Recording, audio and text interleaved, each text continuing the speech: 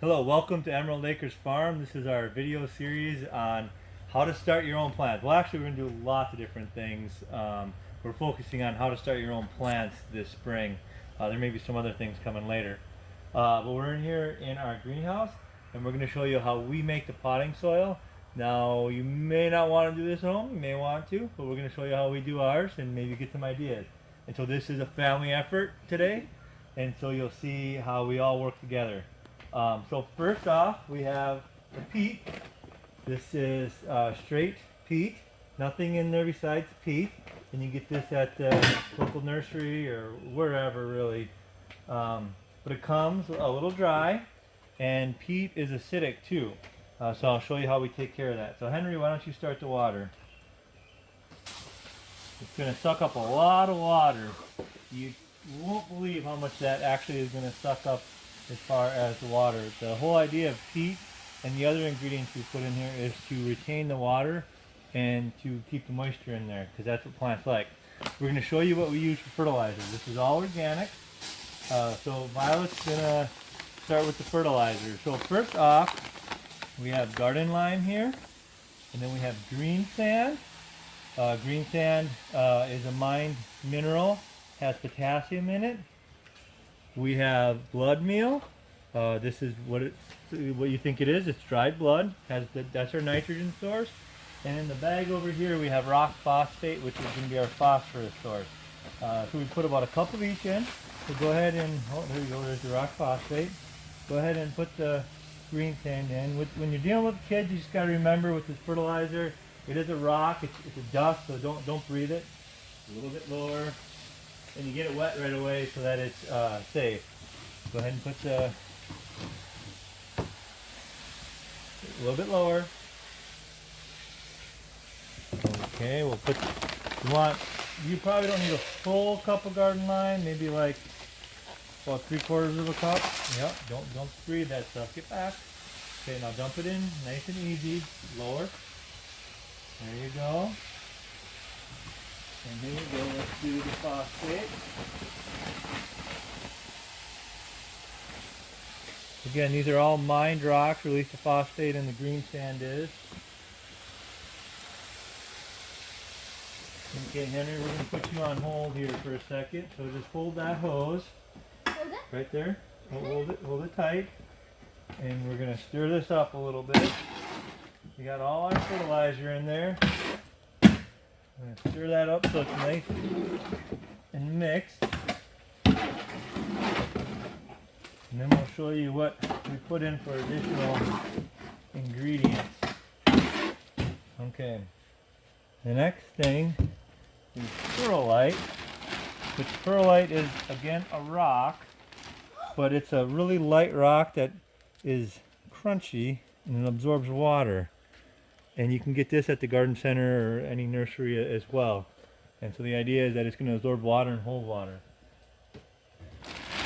So this is, again, dusty, so you don't want the kids breathing it too much. So get it wet right away. Just like Henry is doing there. And you're getting the dust out of the air. You need to be careful. And then we're going to stir that up. And it creates a lot of dust.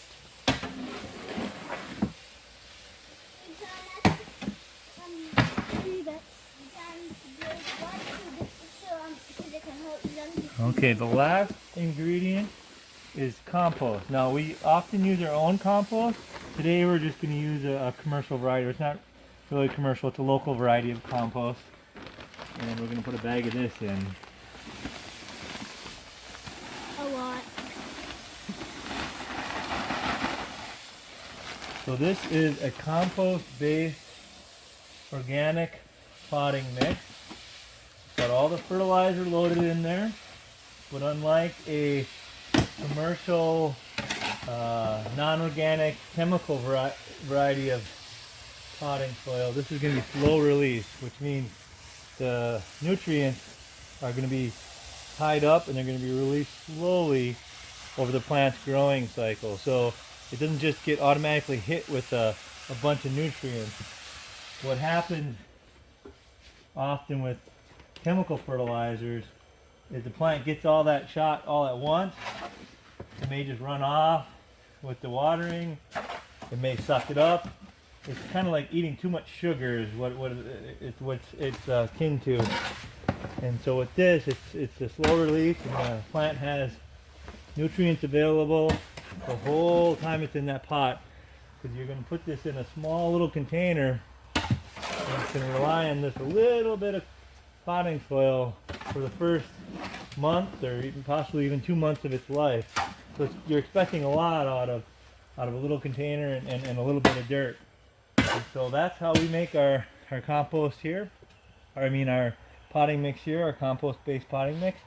So we'll let this sit for a while, let all that water absorb, probably about an hour, and it's ready to go. If you really wanted to push it, you could use it right away, but we just like to let it sit, because then it gets good and consistent throughout. And just keep mixing it. Come back in an hour, mix it some more.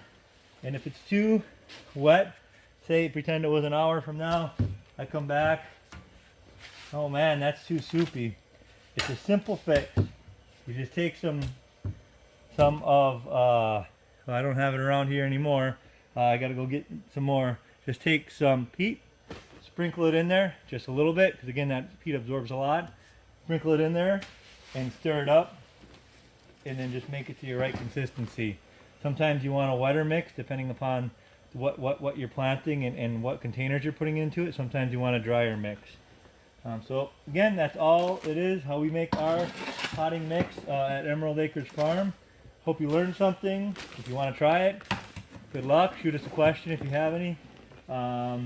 You can also find this similar mixture in online, and also in some of Elliot Coleman's books and online resources. New Organic Growers, the original recipe.